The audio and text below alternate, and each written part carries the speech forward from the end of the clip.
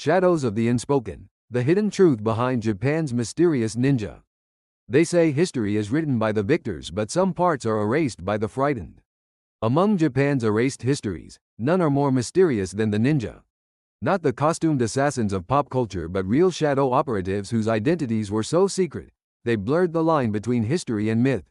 In 1732, a Tokugawa official wrote in his personal diary, "There are men who walk like wind and vanish like smoke. We do not record their names, for even speaking of them invites danger." Who were these men? Were they spies, technologists, cultivated ghosts, or were they something else entirely, a group whose existence authorities desperately tried to cover up? Today, we reopen the sealed doors. Forget what modern media taught you. Real ninja were not acrobatic fighters leaping across rooftops. They were intelligence gatherers, psychological manipulators, engineers of misdirection, masters of silent mobility, and above all, architects of information warfare. While samurai fought for honor, ninja fought for outcomes. A samurai aimed to win battles. A ninja aimed to prevent battles. But the strangest truth? Many ninja weren't warriors at all.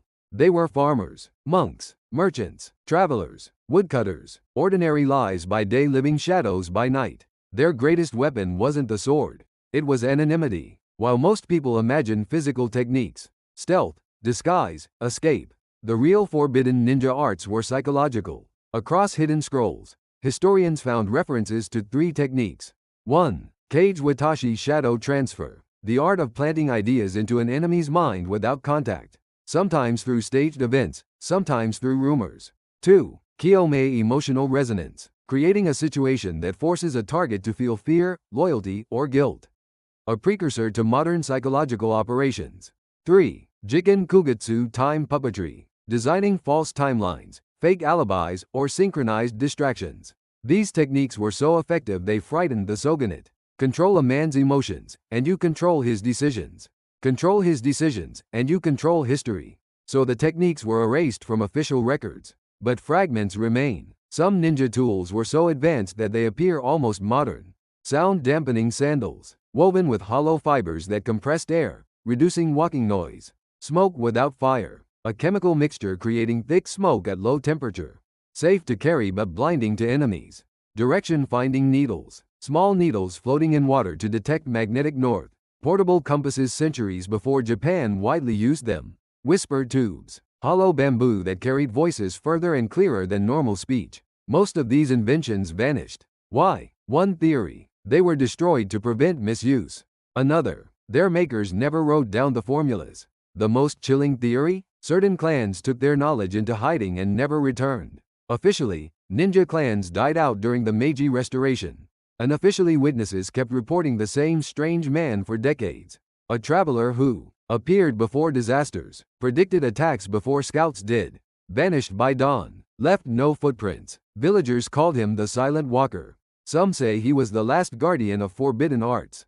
Others think he was a myth created by a frightened era. But one village left a chilling note: he thanked us for preserving peace. Then he said, "My duty ends when my name is forgotten." And he stepped into the fog. He was never seen again. We began with one question: who were the ninja? Assassins? Spies? Technologists? All true and all incomplete. Ninja were the invisible balance keepers of Japan, figures who prevented wars, preserved fragile peace, and disappeared the moment their presence was no longer needed. Their greatest art was not stealth, disguise, or sabotage. It was non-existence. The samurai earned glory through battle, but the ninja earned peace through absence. Perhaps that is why they fascinate us today. Because in a world obsessed with visibility and recognition, the ninja were masters of the opposite. They shaped history without ever appearing in it.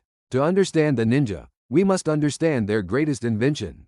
Not a weapon, not a technique, but a network. Unlike samurai clans with visible castles and armies, ninja clans built something far more elusive. A decentralized web of messengers, informants, sympathetic villagers, traveling performers, wandering monks, and merchants who unknowingly contributed to a massive information grid. A fisherman reporting unusual boat traffic, a monk observing unfamiliar banners, a merchant overhearing prices rising in a distant province, a traveling entertainer noticing soldiers moving at night. Individually, these were meaningless. Together, they formed a map of Japan's political heartbeat. Some historians now call it the first intelligence network in East Asia. But the ninja themselves had a different name. The silent net. It required no loyalty oath, no membership, no hierarchy. Only careful listening and the ability to see patterns others ignored. This network is the reason ninja often predicted attacks or identified conspiracies long before samurai officials did. Because they weren't predicting, they were reading Japan. For all their flexibility, for all their amorphous methods, ninja lived by one unbreakable rule. Never allow your true intention to be seen. Not your client, not your mission, not your allegiance, not your fear, not your name. To ensure this, ninja developed a strange psychological principle: 3 masks. Every mission required wearing 3 identities. Mask 1: the self others expect, the role society assigns, farmer, monk, merchant. Mask 2: the self that observes, the neutral mind collecting information, untangled by emotion. Mask 3: the self that acts in shadows, the operative, the strategist, the invisible decision maker. A samurai showed his face proudly. A ninja layered himself so deeply that even he sometimes forgot which mask was real. This practice is the reason ninja confessions, diaries, or personal writings are almost non-existent. They erased themselves from themselves. But only once a ninja broke the unbreakable rule. In 1817, a dying man in a small ice village revealed a hidden box beneath his floorboards. Inside were a blackened travel cloak, coded scrolls, tools decades ahead of their time, and a diary written in elegant, controlled strokes. The villagers brought the items to local officials, who sealed them immediately. But the diary leaked. One page survived. It read, "If someone finds this, know that I betrayed my clan. Not by revealing secrets, but by remembering myself." Historians debate the line endlessly. Did he mean he broke the 3 masks? Did he remember his real identity? Did he choose his own life over the mission? Or was he simply human, tired of disappearing? The man's name was never recorded. Or perhaps it was erased. The world believes ninja vanished. But shadows do not vanish. They move. The techniques of misdirection, silent travel, psychological influence. They live on in intelligence agencies, corporate espionage, political strategy, crisis negotiation, and even stage magic. Modern society renamed the ninja, but the essence is unchanged. Where there is information, there is someone quietly shaping it. Where there is fear, there is someone turning it into advantage. Where there is chaos, there is someone guiding outcomes from the dark. The ninja may be gone from the pages of history, but the pattern they created still breathes beneath the world's surface. And perhaps that's what they intended. A presence you never see. A hand you never feel. A story that lives only in whispers. Because the greatest ninja art was never about hiding. It was about not needing to exist at all. Thank you for watching. Japan's history still hides countless secrets, and we're just getting started. If you want to uncover more mysteries of samurai, ninja, and ancient Japan, subscribe and join us on this journey through time.